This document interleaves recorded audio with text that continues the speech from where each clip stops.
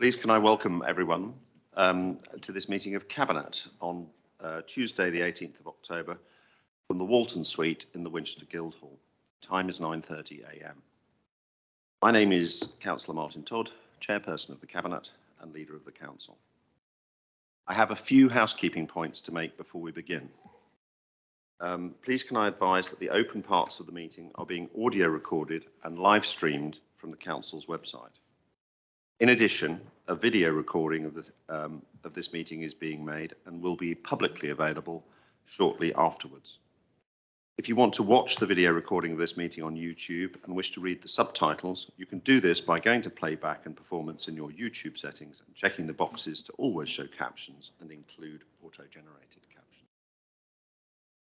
Please can I remind all participants to speak clearly and remember to use your microphone. In addition, please speak directly into the microphone and do not turn away when speaking. This will ensure your comments are picked up for the audio and video recording, as well as improving the audibility in the room. Please can everyone ensure that mobile phones and other electronic devices are on silent or switched off entirely. In the unlikely event that it is necessary to evacuate the building, the fire alarm will sound. Please follow any instruction given to you by staff or fire marshals. All fire exits are marked by green exit signs. Please proceed quickly and calmly to the assembly point, which is in Abbey Gardens, and do not use the lift. Can I welcome the members of the public to the meeting this morning? When we get to public participation in the agenda, if you would like to come forward to the empty desk in front of you.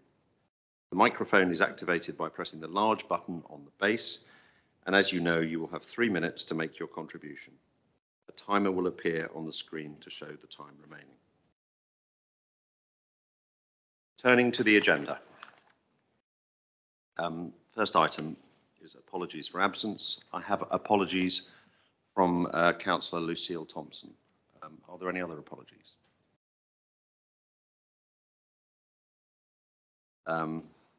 Second item is membership of Cabinet committees. Councillor Horrell, you wish to say?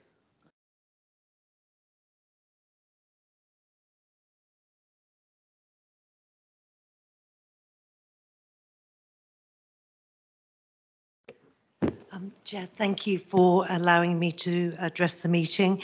I'd like to make a change, please, to the Cabinet Housing Committee. Previously, you had myself, Councillor Horrell and Councillor Miller allocated to that committee, and I'd like to substitute Councillor Miller with Councillor Jamie Scott, please, if that is in order. Thank you. Thank you, Councillor Horrell. So this change would result in the membership of this committee being as follows. The Cabinet Member for Community and Housing, Councillor Ferguson as Chairperson, Cabinet Member for Finance and Value,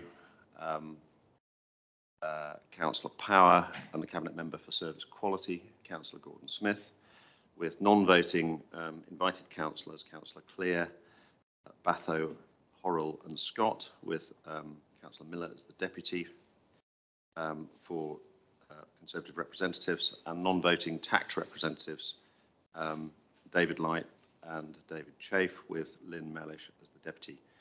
Cabinet, I don't think I need your agreement. Are you agreed anyway? Good. Thank you.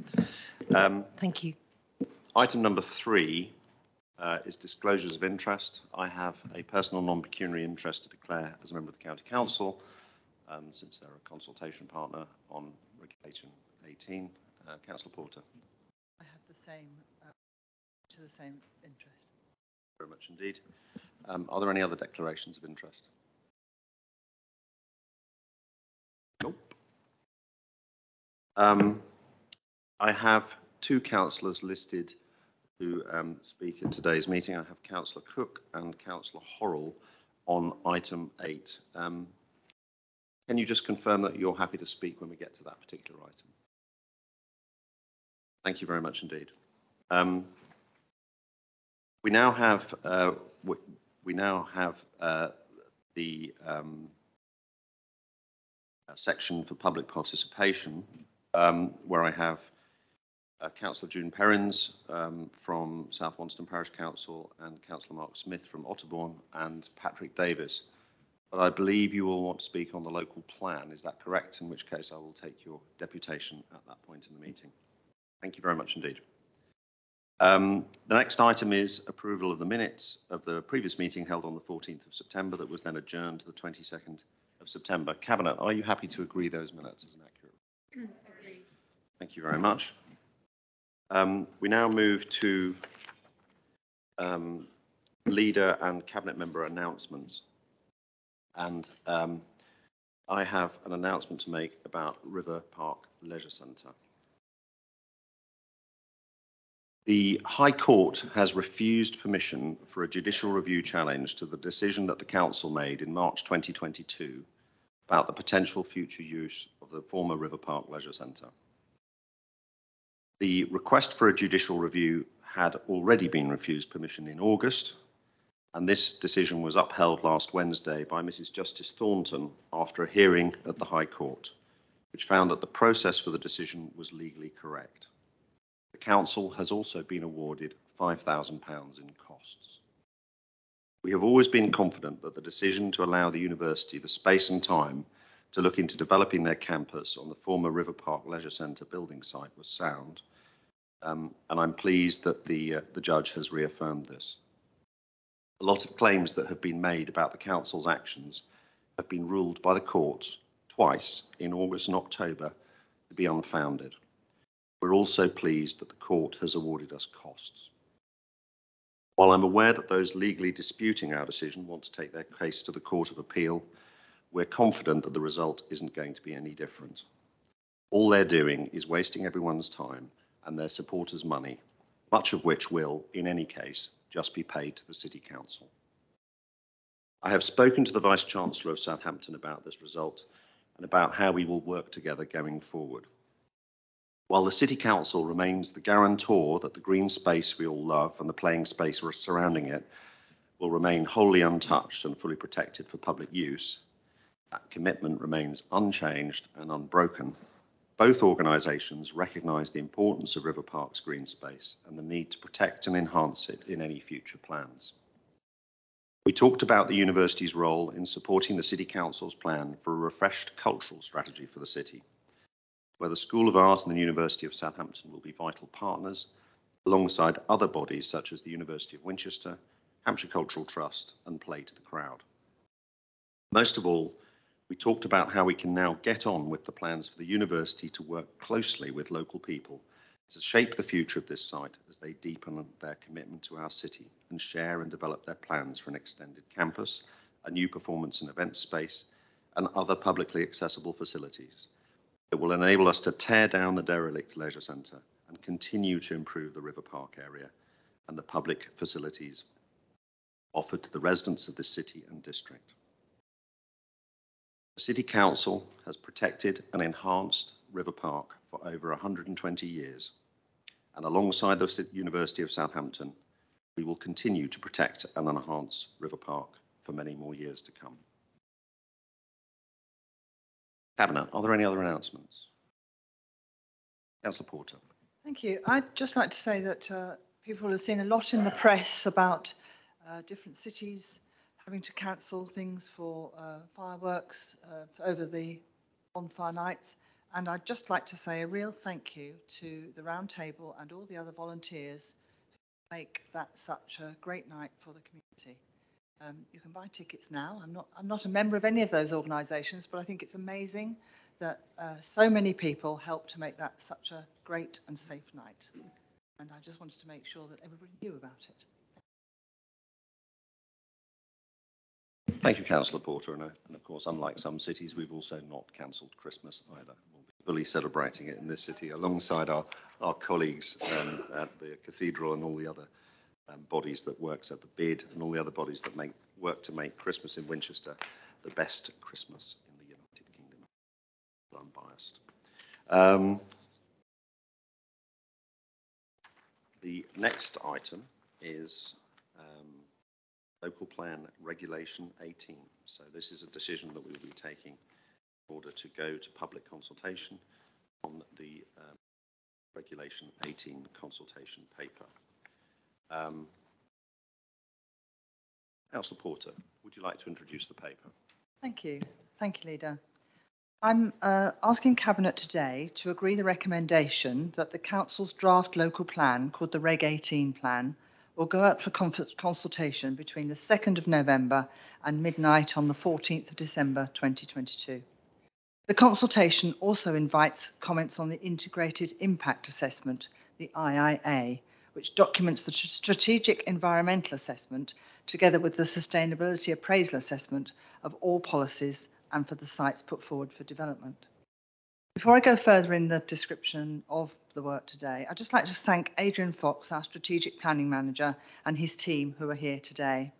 And my thanks as well to Councillor Brooke, who led the scrutiny of this decision in conjunction with the Local Plan Advisory Group a couple of weeks ago.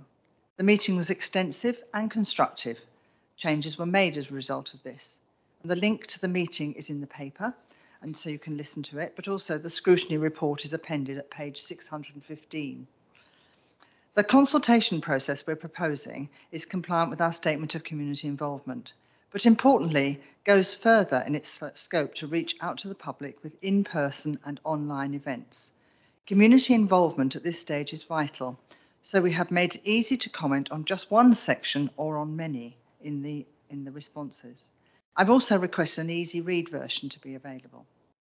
This consultation will invite everyone to look at the policies and sites put forward in the draft Reg 18 plan, and importantly, to suggest any changes they'd like to see on citizen space via our dedicated website. But we are offering people other opportunities to reply if they don't feel able to do that. In these uncertain political times, some councils have chosen to pause the local plan process. But at Winchester City Council, we know that both residents and developers and businesses seek certainty, and continuing to successful adoption by 2024 will mean that the planning process in Winchester will be according to the principles shaped by the public in our strategic issues and priorities consultation from 2021. Those principles are: 1. Winchester has declared a climate emergency, seeking to be carbon neutral by 2030. Increasingly, we are seeing the impact of climate change in our daily lives.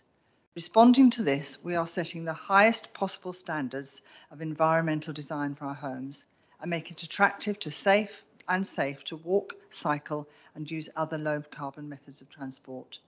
The LETI standard we will be using for homes will allow methods of construction of our buildings to change over the period of the plan as new technologies emerge. 2.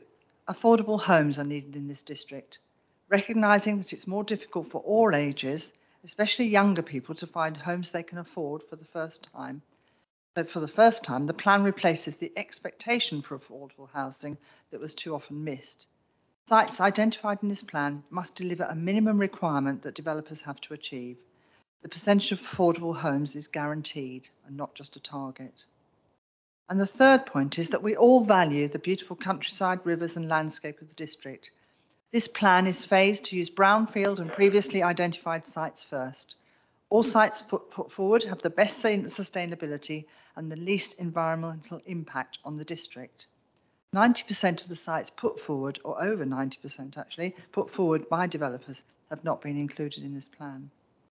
This local plan still has several stages to go before it's adopted in autumn 2024. This is the draft plan and it's published for comment as the next stage up to that adoption. This recommendation that I'm putting today also allows the planning team and myself to make any minor changes before publication of the website, which will go live on the 2nd of November. So it is your place, your plan for a reason. So I'm asking citizens, businesses, councillors, everyone to get involved because your voice really does matter. Thank you, Councillor Porter. We now take the deputations from the public. Could I ask Councillor June Perrins from South Wonston Parish Council to please come forward?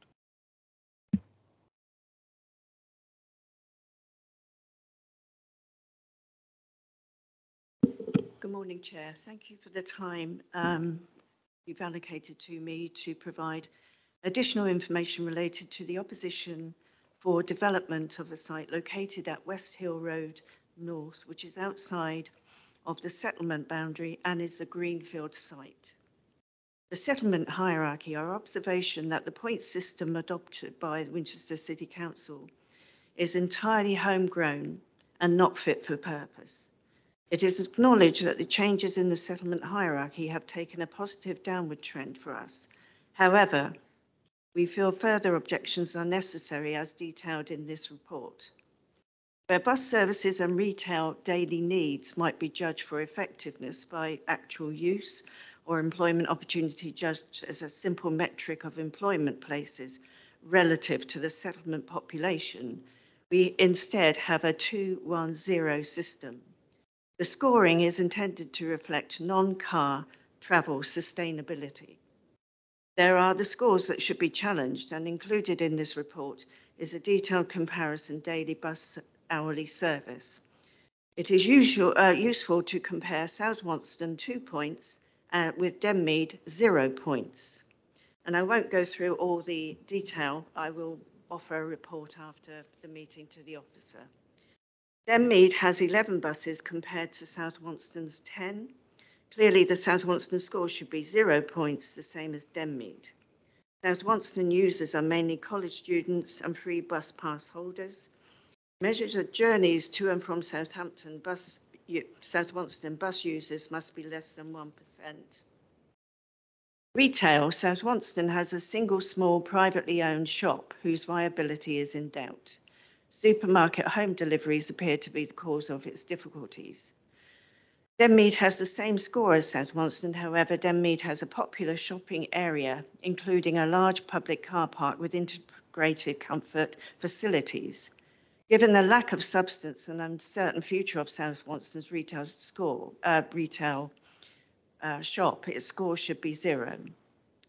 Access to the site and the movement of a significant increase in cars will result in the approach side road to the site becoming a severe pressure point for those wishing to access the site. It is stated that the main route will be Downs Road, avoiding Alresford Drove. This is not the case. A high percentage of traffic flow will inevitably use the Drove Road. Formerly a track, well documented as having significant problems with traffic movements, and the call to protect pedestrians, cyclists, and horse riders has been made numerous times. South Wonston Parish Council rejected all of the Sheila sites for good reason. The West Hill Road is a sensitive landscape, no footpath, poor access, is a greenfield site, and not what the leader is promoting. Thank you. Thank you very much. Councillor Smith, Mark Smith from Otterbourne Parish Council.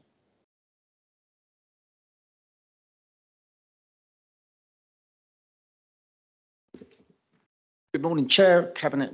Thank you for inviting me. I represent Otterbourne Parish Council. Otterbourne was identified for future development, and although in the ideal world there would be no requirement for development outside of Windfall, the community recognised the district's need and accepted the principle for development in the village if it was sustainable, sympathetic with the village design, was of a type required for young families and downsizers, i.e. 2 and 3 better houses which support the local school and business, but overall which also improve both community and strategic infrastructure. One of the 2 site preferences submitted in May was the site OT03, previously known as Gladman. However, the support from both Parish Council and the community was for a part site development, with the caveat submitted to planning being of extreme importance. No development behind existing properties and only in the field running parallel to the main road and within the field's existing hedgerow boundary. The remainder of the land would then become village property to stop future development. It can be used by the developers for balancing ponds, planting of trees for carbon offset, etc., to rewild the land, but the land has a diagonal public path dissecting it, which is seen as a village asset, so it's an emotive topic if development impinges upon this. The path is utilised by a large percentage of the residents, and it improves their well-being.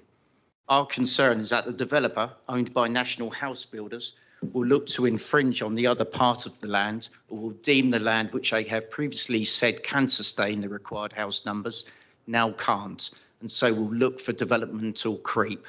Winchester Council needs to know that there is no support from the community or the parish council for this to happen under any circumstances, and we would expect Winchester to identify an alternative site as opposed to bow to pressure. If this site develops less numbers, then we aren't overly concerned, as a smaller alternative was submitted in May, OT05, for executive type housing, which could cover the shortfall. However, this site has not been mentioned in the draft unless it is to be considered as a windfall. Can this be clarified? 2 other sites within the village could also develop the housing numbers identified. However, it was only the developers of OT03 that the planning department facilitated contact with for the parish council. Other developers have since come forward, but after the May preferred site submission.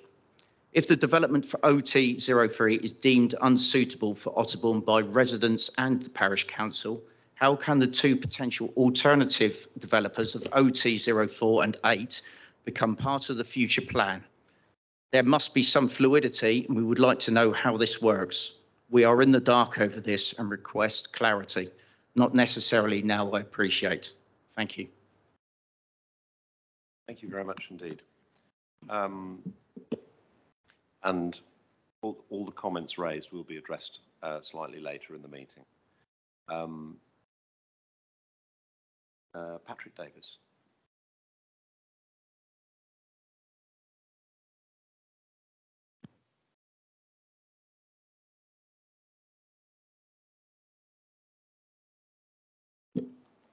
Thank you, Chair. I heard what Councillor Porter said in her introduction, and I agree with what she was saying. I think the sad thing is, though, that there are serious problems in my mind about the way the process will be followed through. First and foremost, I'm totally unpersuaded about the nature of this integrated impact assessment, a document of 2,000 pages. It cannot possibly be sensible that we go out for public consultation on a document which is almost impossible to download. And it had to be sent out separately with a different agenda for that very reason. This whole process, I think, taken a couple of years, consultants doing this. I just see nowhere a justification for the nature of that exercise, which must have been hideously costly and is going to complicate this whole process, in my view, in a quite unnecessary way. The second thing I just wanted to raise, carbon neutrality, etc., wonderful, but I'm alarmed by the journals, the planning journals in the summer, which talked about the planning inspectorate's assault on exemplary net zero planning policy. It was a case, I think, in West Oxfordshire. Now, I've not seen any recent commentary on this, but Councillor Porter was good enough to have a word with me beforehand, and I think, I'm told, that the council is has been satisfied on these issues. It's wonderful to put it in the plan, but not if the plan is then going to be challenged by the planning inspectorate on government orders, which appears to be what happened in West Oxfordshire. The next thing, just generally on government policy, there's still a planning bill in Parliament. There's still discussion on altering definitions of affordable housing, housing numbers, etc., etc. How is the council going to cope with any changes in government policy, if we ever know what they are, during the next few weeks and months? And the other thing is the citizen space. I know nothing about citizen space. And please, if this is going to be the way of communicating with the public, it needs to be seriously available for everybody. And I look at, council website every few days. I don't know where citizen space is. Please, can someone make that clear? The other thing is, I do wish in the last year or so you had, I think, according to the paper, 7 all-member briefings in private. If only those had been public, I think a lot of the issues that we're now dealing with could have been sorted earlier, rather than now having to be done at the last minute. And as I just say, I think the whole process is far too complicated. It may be that you have to do it in this way, but I think it needs explaining if you are doing it that way.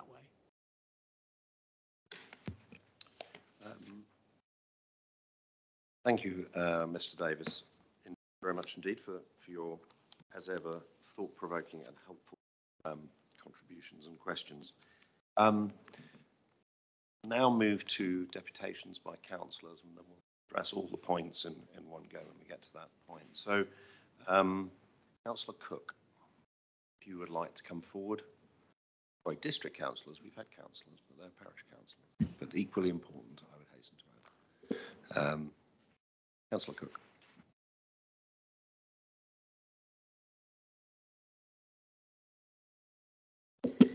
Good morning, Chair.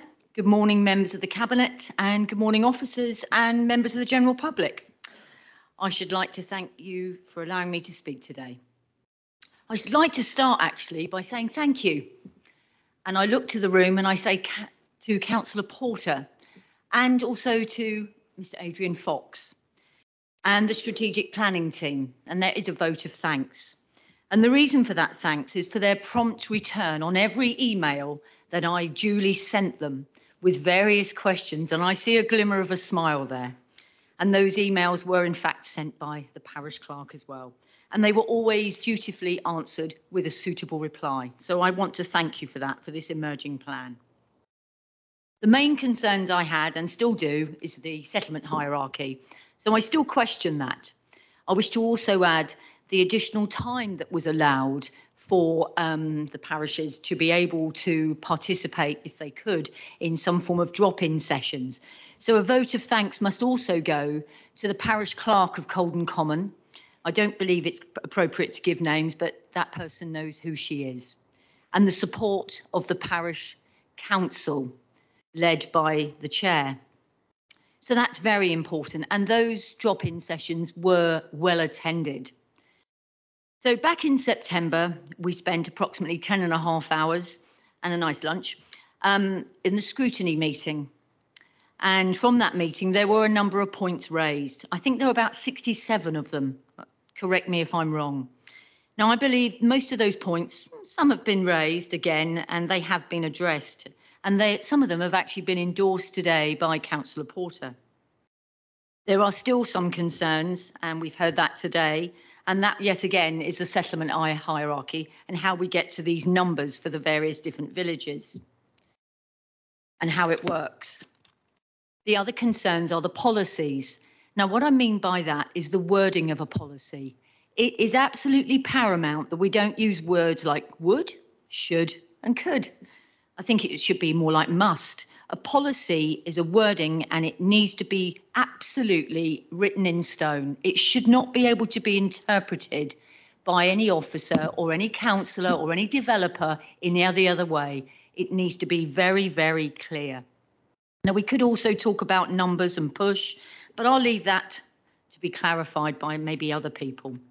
I want to look back in years to come, and I actually want to sit here and I actually want to be proud when I drive past an estate or a building. I genuinely do. And this local plan should never, ever be political. I think most people in this room will know what I mean by that. I do 100% agree with Councillor Porter. We do need to work together. And yes, your voice really does matter. So the people that are listening to this broadcast today, or will be listening once it's live, I would ask you this, to please participate in all the consultations that will be coming to your way. Clarity is really important on that. And I agree with the previous speaker. We need to make sure that these consultations that will be taking place, I believe 2nd of November to the 14th of December, that public consultation needs to include everybody, not just on a citizen space. We need to be out there, be loud and clear that we've got this consultation, and I want people to take part in it. And I thank you very much for listening to me today. Thank you, and good luck. Thank you, Councillor Cook, and thank you for the good wishes and good luck. Councillor Horrell.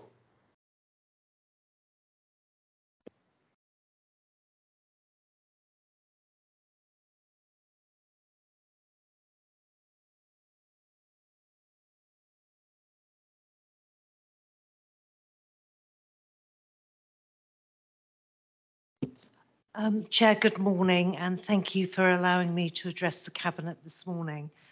May I begin by offering apologies from Councillor Mike Reid, the shadow portfolio holder who had asked to speak this morning but is not fit enough to attend today. And thank you to the officer team for the documents before us today. I know they've worked long and hard to actually produce all of the evidence and the information that we are looking at. But I know that the moment has now passed to influence the content of this first draft local plan, and what an opportunity missed.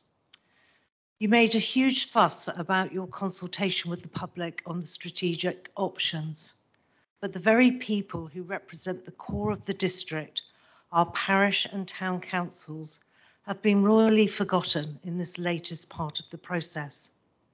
Earlier this year, they had to ask for an extension of time to be able to consider the documents that had not made their way to them because they had not been properly consulted.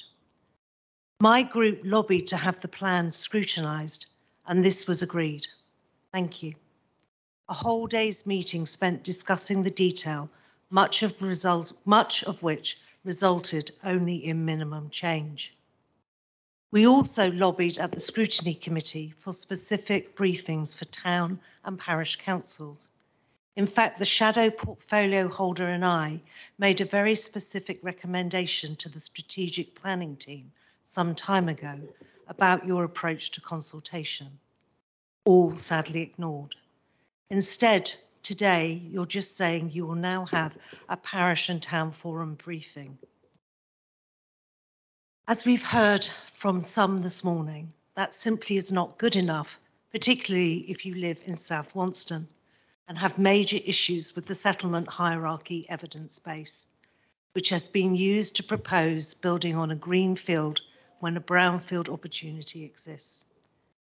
South Wonston wants to have its case heard and the opportunity for the position to be reviewed. And our request for specific parish and town council meetings would have helped in that process. You also promised to take the Littleton Parish Council with you on the policy for Sir John Moore, the largest site allocation in the local plan, and yet you have failed to guarantee the preservation of the land to the north of the site in the master plan requirements, something we hoped you would have put in the plan. Instead, we have a rather half-hearted attempt in policy W2.1 to appease the parish, but I don't think this will do. You have consulted with the Partnership for South Hampshire behind closed doors in a setting where there is no transparency for the discussions being held. You have built in an allowance for housing for the push area over and above our housing requirements in the current buffer numbers. A duty to cooperate, we know, is not a duty to deliver. Why is this administration not honest about its intentions to provide homes for push when we're already delivering significant additional housing at the moment in the current local plan? Why are we offering yet more again? You publish a document for consultation today, claiming it is your place, your plan. I say to the residents of the district that this is the current Cabinet's plan and their vision for the place. We as residents now need to shout very loudly about what we like and support, and so we should, and what we find unacceptable as the clock is ticking. If you want this amazing district to be preserved, now is the time to speak up again. Thank you. Thank you, Councillor Horrell. Councillor Porter, would you, we've had a range of useful input from public and councillor colleagues. I'd like to respond to the points made. Thank you. I'll address the public's questions first. So I have tried to maintain throughout, I'm sure the officers will agree that we've all tried to maintain a relationship throughout with all of the parishes. that have queries, and we will continue to do that. And the settlement hierarchy was updated in the last month, and we will continue to do that. I think in many cases it was set up before the whole pandemic, and the world has changed quite a lot since then. But I will let Adrian speak about that in a little while. Councillor Smith, we can address your problem or the point that you were going to make.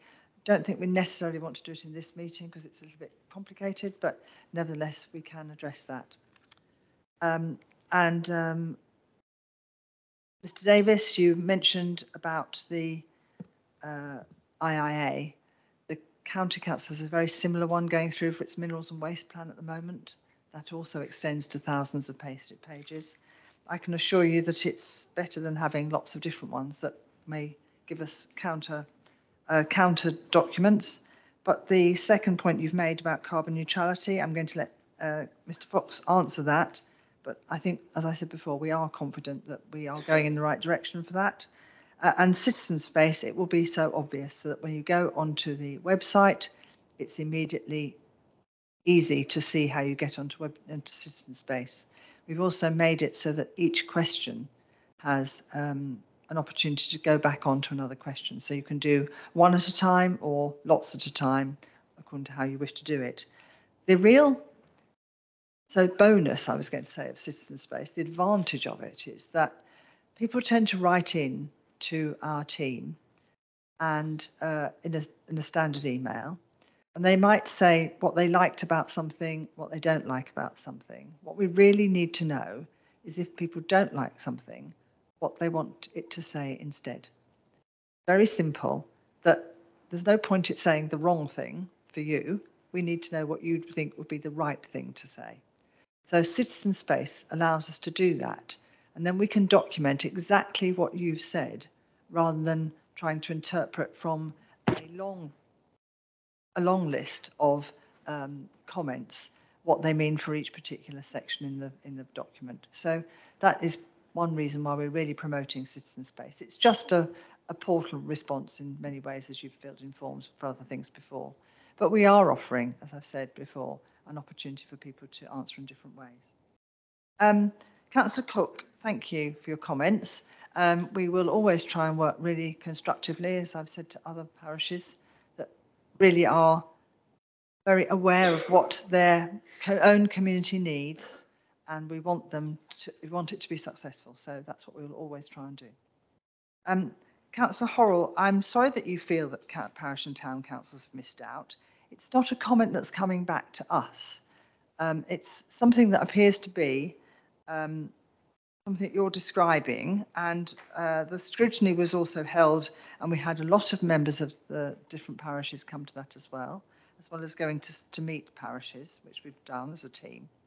And the point you've made about the minimum change, I'm going to ask Adrian to address some of those points, because we have taken legal advice on some of those points that we've made. And you mentioned about South Watson and Littleton, and I can assure you that we will continue to have the dialogues with those different parishes. And also, we have made it very clear what a master plan means for all of the larger sites. I'm going to pass over now to Mr. Fox, who might like to talk about the process of the IIA, which would be helpful, and also perhaps the comments about the carbon neutrality and the would, should and will, because I think it's something that we all asked on the day. Thank you, Councillor Poulter. Good morning, everybody. To pick up the point that Patrick Davis made about the IIA, I put my hand. Is it working? Yeah, I put my hand up. Yeah, I put my hand. Oh, no, sorry.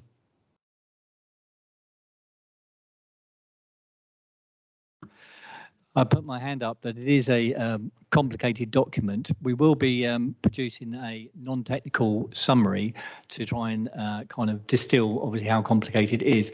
Unfortunately, it is a legal requirement that we're required to do to produce an integrated impact assessment, and they follow basically various High Court judgments where it's being challenged. It's a test of soundness on day one of the examination, so regrettably it is complicated. Put my hands up for that, but we are trying to distill it to make it very easy to understand in a non-technical summary. In terms of obviously the climate emergency, I think the obviously the word is emergency, and we've got to try and tackle that in the local plan. So it's how do we tackle that? We feel that going for the LETI energy standards are the best way to achieve that. We have done a lot of work with LETI in terms of obviously how we can present that information. We do appreciate that we are raising the bar on the design of a development, but I think it's the only choice that we've got if we want obviously a carbon neutral. Close. Too close. I'll try that. We do need to raise the bar if we're going for obviously a carbon neutral district by 2030. And the LETI approach seems to do that in a very clear and transparent way. So, like I say, we know we want to raise the bar, and if we're serious about the climate emergency, which I'm sure we all are around the table, it's the only solution that will get us there. So, like I say, we try to make that as clear as possible, and I'd signpost you to the LETI report on the website that explains the different kind of ways that we've looked at it, from existing building regulations to the future home standards and LETI. So that answers that. In terms of citizen space, we will be producing a video of how to enter your comments onto Citizen Space to help people out. It is the council's consultation portal. The great thing about Citizen Space is that it allows you to collate the comments together on certain policies and then analyse them. And as Councillor Porter said, it has the great advantage to make sure that we don't misinterpret anything that anybody puts forward. But there will be a video and some crib sheet on how to enter comments on Citizen Space. And it's a lot more effective to do it that way rather than giving us, for example, a 28-page letter, which we've got to unpick and work out exactly what change you want. And that is the key point. If you don't like a policy, how would you like it changed? And that's the stage we're at. In terms of the word would, should, must is always one that comes up. We've taken legal advice and we've got a local plan barrister basically appointed by the council to give us legal advice. So like I say, we have looked at those wording and obviously decided that obviously the best way to portray it, appreciating that you need sometimes a little bit of manoeuvrability because life's not entirely certain, as obviously we know with what's happening. In terms of the parish councils, I think I'm very disappointed to hear that point because I have worked very hard with my team to engage with parish councils. We've had a meeting with Littleton Parish Council and Councillor Horrell. We've tried to explain on numerous times about the process that we are with Sir John Moore Barracks, that it is a master planning process that needs to lead the design process. And we want to bring the parish council with us on those discussions, appreciating that at the moment, due to national events, things have gone slightly slower than what we want. And I totally agree, it's your place, your plan, and I do want people to shout and get involved in this local plan, but please tell us how we can improve the local plan rather than saying you don't like something. Thank you very much.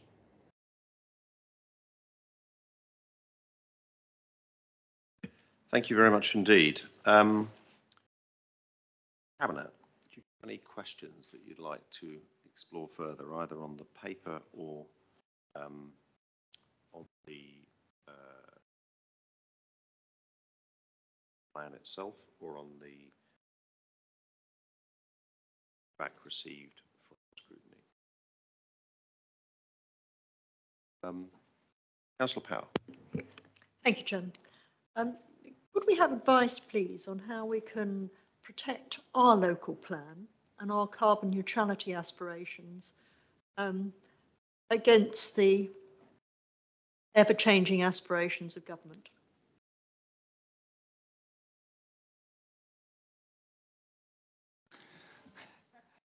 Thank you, Councillor Power.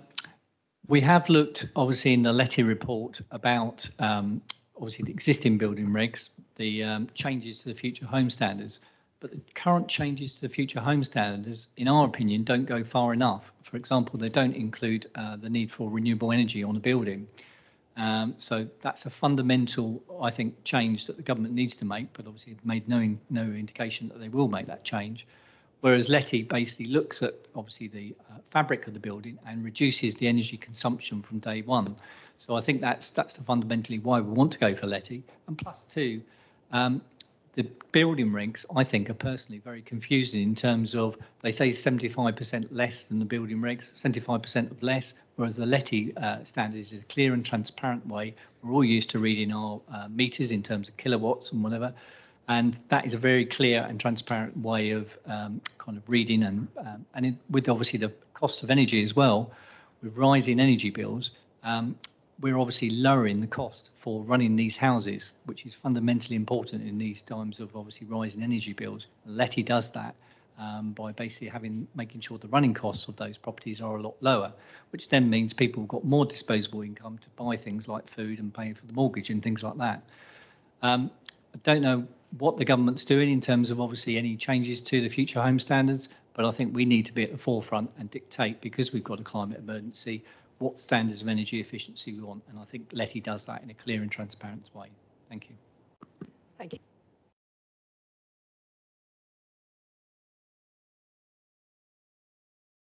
Councillor Ferguson. Thank you very much, Chair.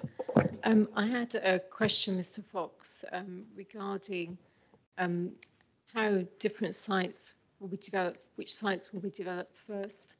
I know we've made some comment about how we would seek to develop the brown sites first rather than greenfield sites. And I wanted to know how we can ensure that in the process of the plan. Thank you. Thank you, Councillor Ferguson. It's a very important point. What we've done in the local plan is ensure that the brownfield sites come forward first. Obviously, where a site's got planning permission, such as Barton Farm, obviously that's an exception to that. And we have phased the greenfield sites to come forward after 2030. And we've done that for a very logical and clear way, where we're trying to iron out and smooth out our trajectory. And there's a trajectory in the local plan that outlines how we can do that. We put that in various policies in the plan. They will be inspected by the planning inspector and hopefully accepted. But like I say, what we're trying to do is move out the trajectory so we don't get a big kind of lump of housing right at the beginning. We get a steady flow of houses across the site. So hopefully that answers your question. Thank you.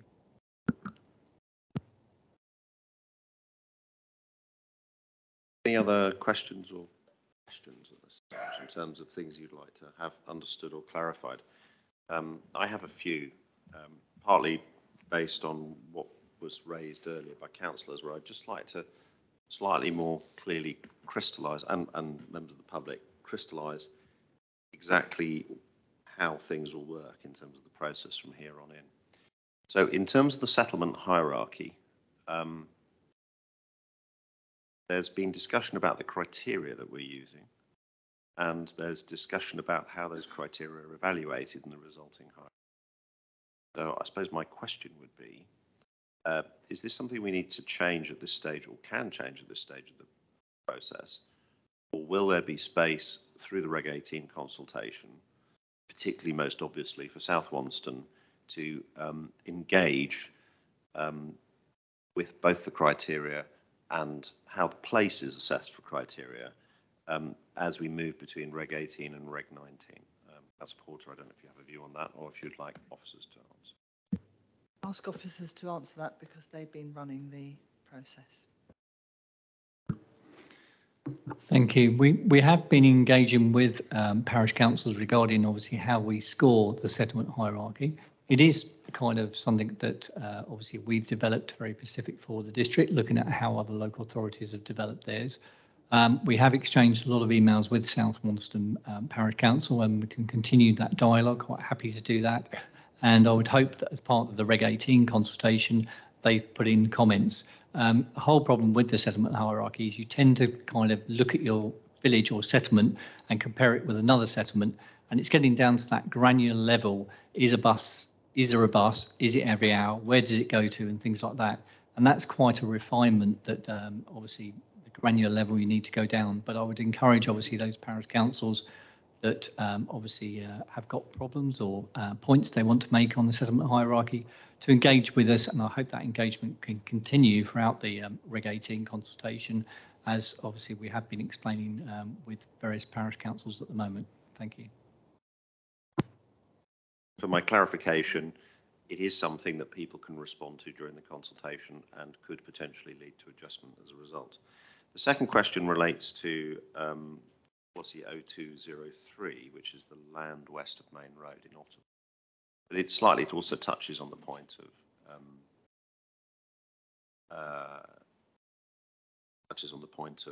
Sir John Moore Barracks.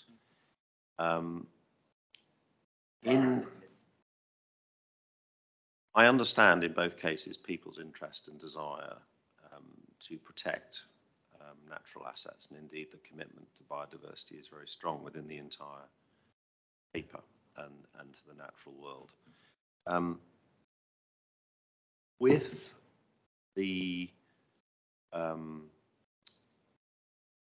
Bushfield Camp local plan policy, we've actually talked about a number of hectares that can be built on.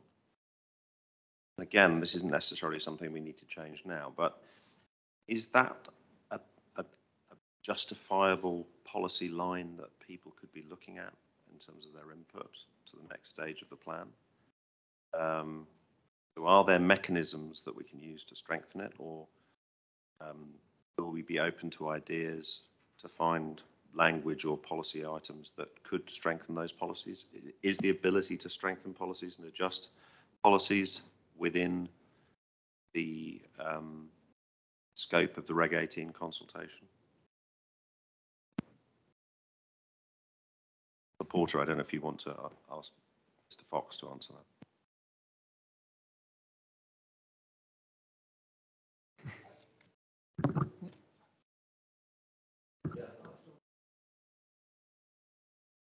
that. Thank you. No, it's a very good question.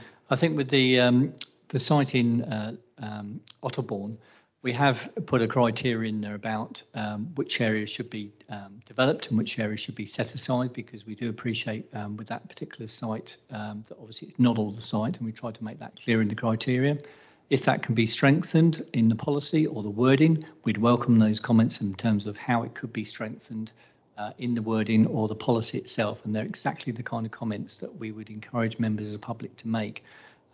Rather than just saying, I don't like this policy, it's how can we improve this policy?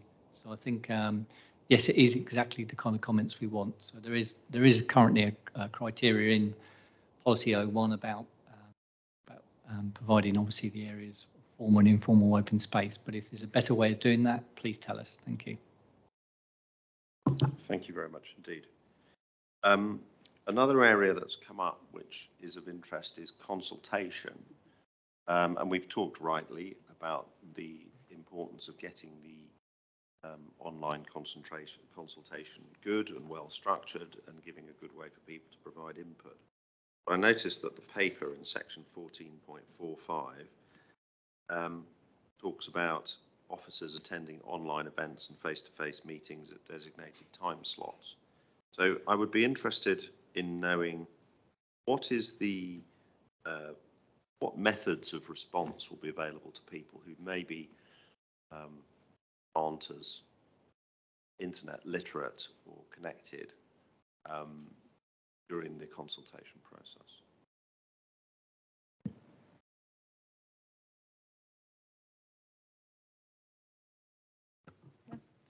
Thank you. We've had a lot of conversations about this, and also Councillor Becker is part of the team that looks to make sure we're engaging thoroughly. In fact, we're meeting with one group later on this week who feels unable to communicate through Citizen Space or doesn't wish to.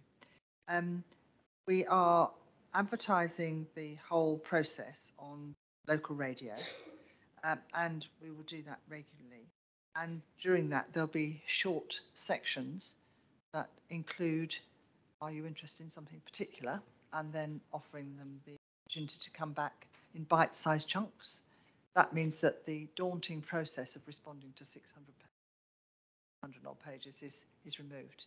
So the people will be offered to respond in bite-sized chunks. At the same time, we're hoping to hold, or we will be holding, at least three in-person site general consultations out in the areas in the south of the district, to the west of the district, and to the north of the district, which includes the town centre as well, so that people have the opportunity to come along on those days and talk to officers, as well as to any councillors that wish to attend on those days. And we'll inform people, obviously, of the days that we're doing that. And we're trying to make sure that those are near public transport. And as well as that, we will be having individual conversations with colleges, universities, all the places where young people are living who will be needing homes by the end of the period of the plan. But we're also contacting doctors and hospitals, gyms, sports and leisure park and Meadowside, and putting things up by car parking meters so that people have the opportunity to get to know about it in so many different ways. I don't think we really talked about it really here, but the principle of 15-minute neighbourhoods is something we feel really strongly about. I think the whole council does. And so part of this consultation is about that aspect of it. So we will be inviting our BID and our Chambers of Commerce to get involved in those conversations as well, because we want them to feel that there is a relationship between the businesses that they're providing and the community that surrounds them. And I just wanted to touch on something that Councillor Horrell said and Councillor Perrin said, that in the NPPF, the National Planning Framework, which our plan has to be compliant with, that's not very good English, with which our plan has to be compliant, it does actually talk about the growth of a community in order to sustain individual facilities such as shops and things like that. And I think that's something we are trying to bear in mind here, because I think that's one point we did look at the scrutiny. We were looking at the 15-minute neighbourhood centres and whether we could think about ways in which we could strengthen those centres, or certainly create a hierarchy that's more descriptive of those centres rather than as they were. Thank you. I'm afraid I still have a couple more questions. Keep going. That's what we want. On parishes, now obviously it's important, there's a parish briefing, and it will be important that parishes provide structured written feedback as part of their response. It isn't just about having meetings. But I just wanted to check, so far a lot of meetings have been held with parishes where needed. I mean, is it within the process, are we intending that if parishes do feel the need for a meeting, in addition to any structured written feedback that they give us, that we will make those meetings possible? If I can perhaps answer that. Yes, as Councillor Porter said, we will be having face-to-face meetings around the district. But yes, if certain parish councils obviously want to have a discussion with us, whether or not it's online or Teams or whatever medium, we can be open to that, subject to our availability, because obviously we are going to be very busy during the consultation period, but please get in contact with us. And obviously we will also be providing parish councils with some images and some text to include in their parish council newsletters, and it will also be in Parish Connect. So like I say, we're trying to obviously use parish councils constructively in a collaborative way to obviously engage with as many people as possible. We're having a parish council liaison meeting on the 15th of November, and a meeting of the town forum on the 9th of November. So they are going to be treated to a briefing, pretty much replicating the ones the members had. Thank you very much indeed. Chief Executive, subject to partnership for South Hampshire. My recollection is that when we go to those meetings, they are meetings in public, as are the scrutiny meetings, and the minutes of those meetings are published on the Partnership for South Hampshire website. Am I correct in that memory? Thank you, Leader. Yes, indeed. The council is a member of the Partnership for South Hampshire organisation, and its aim is to take a strategic approach for housing, infrastructure and economic development across a broader geography. And membership of that organisation gives us significant support in areas such as nutrient neutrality. And you're quite correct, Leader, that those items are discussed in public at the regular Partnership for South Hampshire meetings, which are also live streamed and available on the appropriate website. I'm not sure they're live streamed. Well, I'll check that. They should be, but I don't think Fareham, who are responsible for the Secretariat, are quite with the programme in terms of using the internet to make their meetings more available. I don't know if that's because they're Conservative controlled and they like to do things more privately and secretly. Can you just confirm also that those meetings have been held in public for some time? It's not something that's happened recently. I mean, it happened under previous administration as well. Yes, Leader. Clearly before the pandemic, the meetings were held in public and people had to attend them. But just as we check the tech as to what's available online after the meetings are all in public and have been done so because they are a formal meeting of the partnership, which is decision making and therefore has to be held in public in accordance that apply to local councils. And just from my recollection, certainly none of the meetings I've been to have declared private session at any point. All the discussions and the formal decisions taken by Partnership for South Hampshire have been taken in public. Have you ever been in a meeting where it's not? There probably have been some private discussions about contracts and the like, but nothing that I can remember. I would have to check. There is the opportunity to move into private session if the papers meet the necessary criteria to do so. I can't immediately recall any of those private sessions occurring at a meeting of Partnership for South Hampshire, but I could easily check the web pages where all papers are printed. Thank you very much. I think we did actually discuss whether to do so at the last meeting, but decided that there wasn't any need to do so. A question about carbon standards. There was a reference made, I think, to West Oxfordshire's area action plan for the Garden Village. And I just wanted to check if we are mindful of that. And in particular, one of the things I think we've done that they probably wouldn't have done in that particular case is a full viability assessment. So can I just check that we're confident, I don't know if we've looked at that particular case, but are we confident that under the legal requirements that we have checked that we're confident of the legal robustness of LETI? And one of the reasons we've picked LETI, which is about outcomes rather than defining particular types of building method, is that we do know that if you start trying to change building standards through the planning process, that will be rejected. But if you set carbon outcomes and you prove their viability, it is our current belief that they are legal. If I can perhaps answer another one. We had a meeting with the Department of Levelling Up where we specifically raised this question: could a local plan introduce higher energy efficiency standards over and above the building regulations? And the simple answer was yes, subject to obviously undertaking a viability assessment. We've got Dixon Cell Partnership undertaking a whole plan, local plan viability assessment. They've been working closely with our colleagues from LETI to obviously look at the whole local plan viability assessment. It is important to say that in terms of West Oxfordshire, that was an area action plan, I believe, rather than a local plan. So the rules are slightly different about that because obviously we're producing a local plan. LETI is an organisation that is represented by house builders, local authorities, and it's come about through quite a few years' work working with them to develop those standards.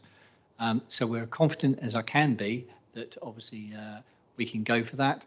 And the end of the day is we've got a climate emergency, so I think there's full justification to go for higher energy efficiency standards to ensure that we can meet the council's target of 2030. And obviously it will be for the local plan inspector to determine that we've done that process robustly, which I sincerely hope we have. Thank you very much indeed. I think, oh yes, the Woodshed question. We've been around this house before. whether we're the language, I think that's something that you touch on in the scrutiny comments about whether we should change woulds and shoulds to must.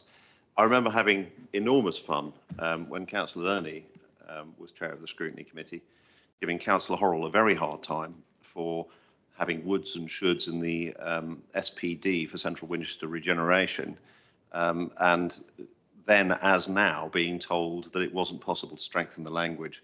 But can I just confirm that we are talking about the same kind of rules, that would and should is as far as you can go in planning policy or even SPDs, dare I say it, and that if we go stronger, then our legal advice will tell us that we just have to tone it all down again, which I believe was a step in the process for the Central Winchester SPD. Regretfully, yes, but that is the actual fact of the matter. And it's something that I'd raised before, and then we raised again at scrutiny, but they'd been given very clear advice. We should not do it at this stage. Thank you very much indeed. I think those are all my questions, and I apologise, colleagues, that I may have taken up more of your time, but I was quite keen that we made sure that all of these points were clear. I think we now move to debate. So, any comments that colleagues wish to make on whether or not we should accept the recommendations in front of us and go ahead with consultation on the attached draft Reg 18 local plan? Councillor Lerney, you look raring to go. Thank you, Leader. And I would point out that several of us were in the scrutiny meeting as part of the local plan advisory group. So we have had opportunities to ask questions and take part in some of the debate already. However, I do think I need to touch on some of the issues that have been raised. Personally, I'm very happy at this point to be pushing the boundaries of policies in terms of what we want to achieve as a district going forward. We know that homes built now will be generating carbon probably for the next 100 years. So the decisions we make now will make a real difference. This, I think, is my 4th local plan that I've gone through as a councillor. It might even be we might even be on to the 5th. So I've been round the mill a lot, and I know that there are always amendments which inspectors ask you to make as part of the local plan process. Now that's not necessarily a problem as long as the plan is not fundamentally unsound. We've done the work, we've done the viability assessments which show that our energy policies are viable, and I think we can all be very reassured by that. But we do need to be really pushing in this area to go as far as we can. And I'm happy that we've got the right balance there between pushing hard while not actually risking unsoundness. The issue was raised about government policy. I think we're aware that the current government can make a U-turn about anything at a moment's notice. However, I don't think we can let that make us shift from doing what's right from the district. We need to keep on ploughing a steady furrow, and government might change its mind about something tomorrow, and 2 months later we'll be back to where we were before. We're aware of, for example, around renewable energy, that Cabinet is arguing about what the policy should be. Who knows? Let's carry on and keep doing what we think is right for the district. I'd also like to remind people that 1/3 of our residents live in unparished areas. I think we have to be really careful about creating a consultation process which deals with everybody equally, no matter where we live, no matter where they live. I represent a ward that's 2/3 parished or 2/3 unparished and 1/3 parished, and I don't see why some of my residents should have more of a say in what happens in the local area than others. So I think it's really important that we don't forget the residents of the town as part of the process. I'm very happy to move this plan to consultation. That doesn't mean we've got everything right. Clearly, there are still conversations to be had. and we can refine some of the policies, some of the proposals within that. But that is the point of this consultation process. And I think people should be reassured that we are very serious about this being a consultation and being ready to make changes where that's appropriate. Thank you, Leader. Thank you, Councillor Lerney. Anyone else?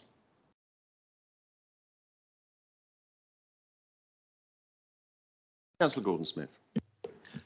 Yes, I have listened to the conversations about failing to consult properly, and I think it should be remembered this whole process started in COVID when it was extremely difficult and new techniques had to be developed.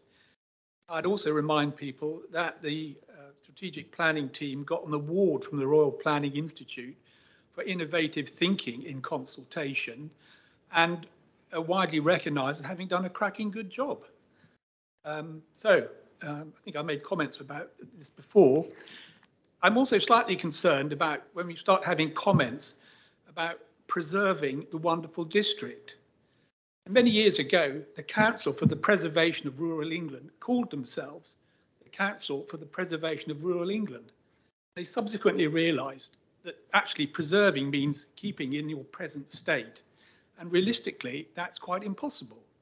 They now call themselves, they've had various name changes, but they call themselves the Countryside Charity, which I think shows a change in how they approach the problem. And the local plan is about managing change and not trying to keep things preserved in aspic or something else like that.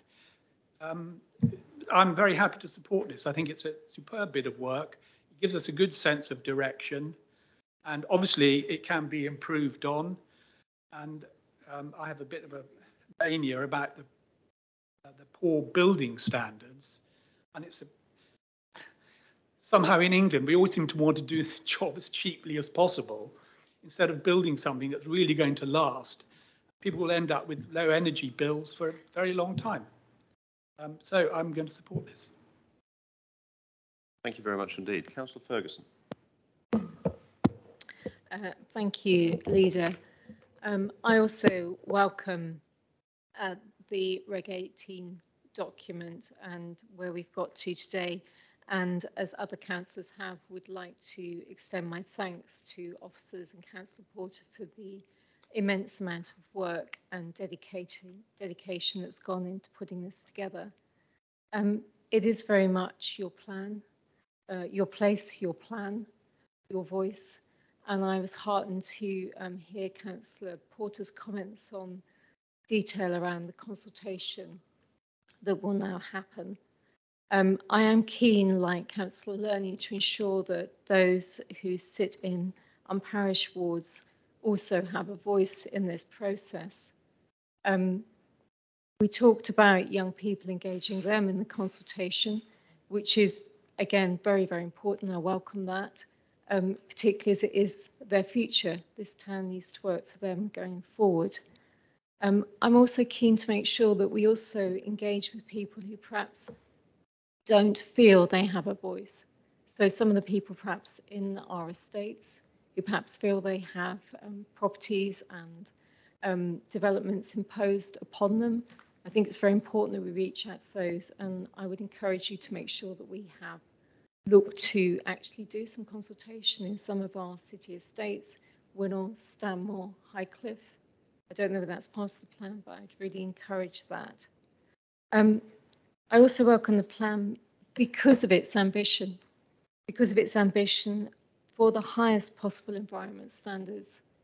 We recognise that these might be challenged, but that doesn't mean we should attempt to downgrade our ambition.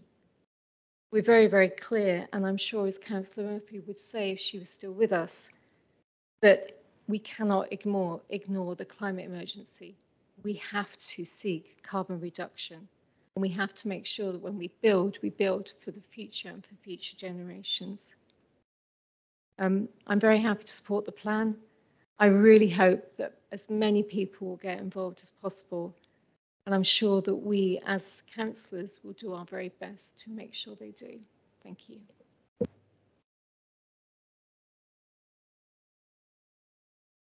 Colleagues, any more debate? Councillor Porter, would you?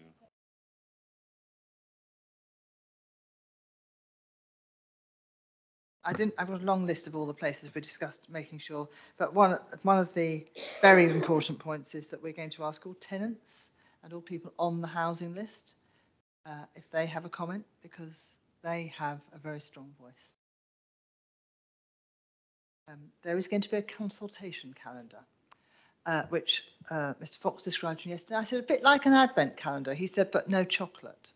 But just quite seriously, there is going to be a very clear calendar so that everybody knows.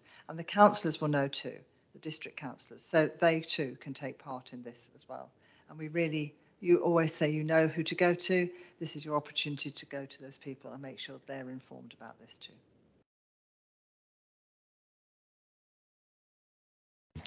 Thank you very much indeed, Councillor Porter. And I would like to thank you, but obviously also Mr. Fox and his whole team for the enormous amount of work that's gone into this piece of work.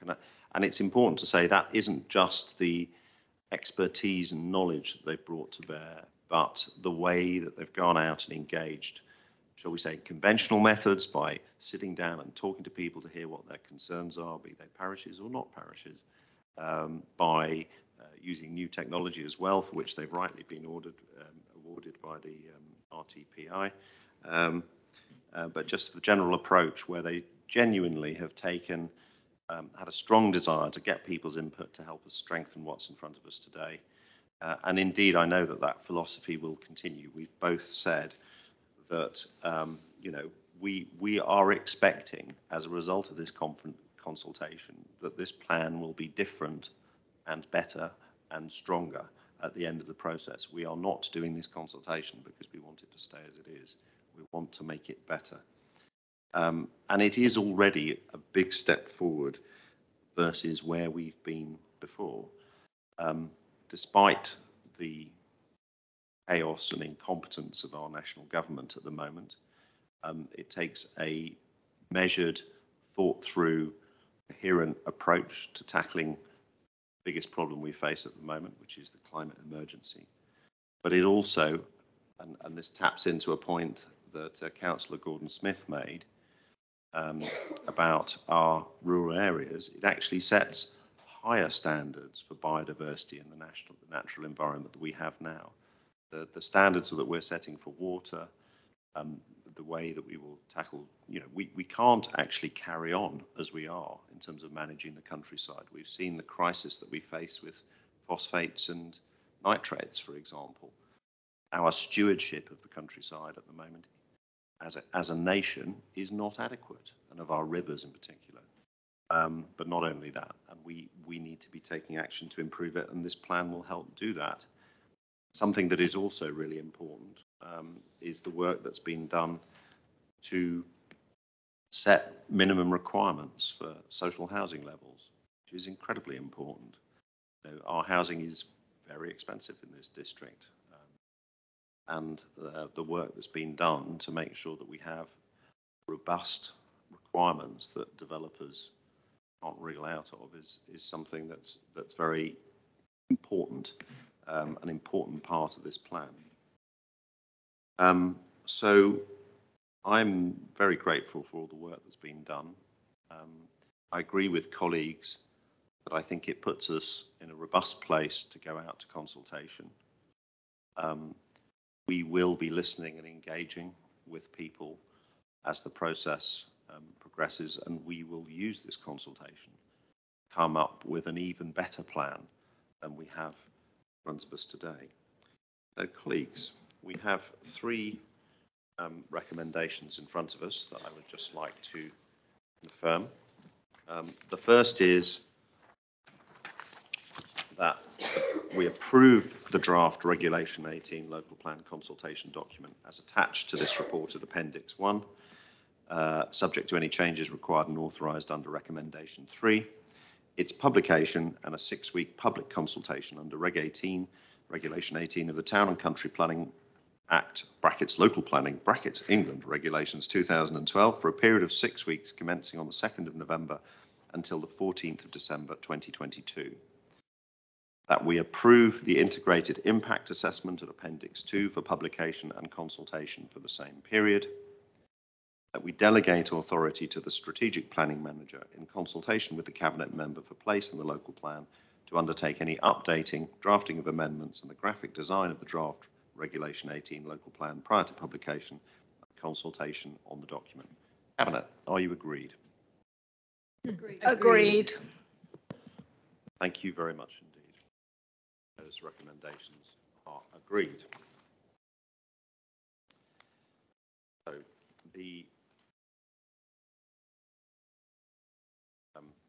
the next item on the agenda, we are asked to note the full plan. Cabinet, are you happy to note the full?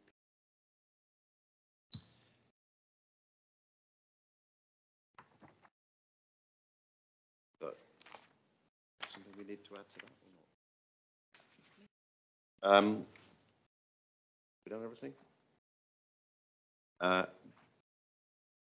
Good. Well, in that case, since there's no other business, thank you all for attending. Thank you particularly to the members of the public and visiting councillors for their deputations and for making points which aided our debate and deliberations.